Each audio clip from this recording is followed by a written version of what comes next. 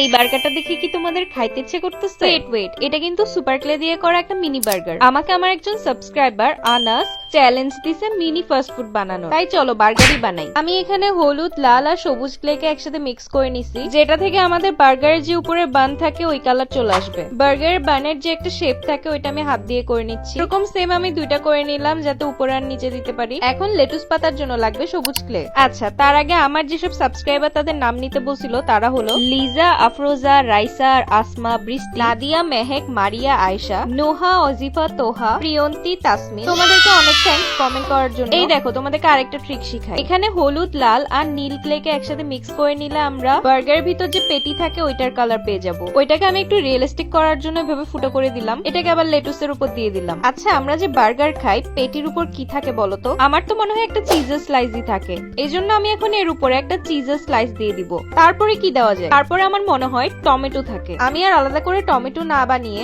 বড় করে একটাই দিয়ে দিচ্ছি, এটাকে দেখতে কেচাপের মতো লাগতে পারে। গাইস, তোমরা কিন্তু খুব অল্প সময়ের মধ্যে আমাকে 10,000 সাবস্ক্রাইবারের কাছাকাছি নিয়ে আসছো। এই জন্য আমি প্ল্যান করতেছি 10K সাবস্ক্রাইবার হয়ে গেলে আমি একটা Q&A ভিডিও বানাবো। তোমরা যদি চাও তাহলে আমাকে কমেন্টে জানাইও। আর এই যে দেখো আমাদের কিন্তু কিউট মিনি বার্গার রেডি। তোমরা চাইলে এটাকে কিচেন হিসেবেও ইউজ করতে পারবা। আর কেমন হয়েছে জানাবা।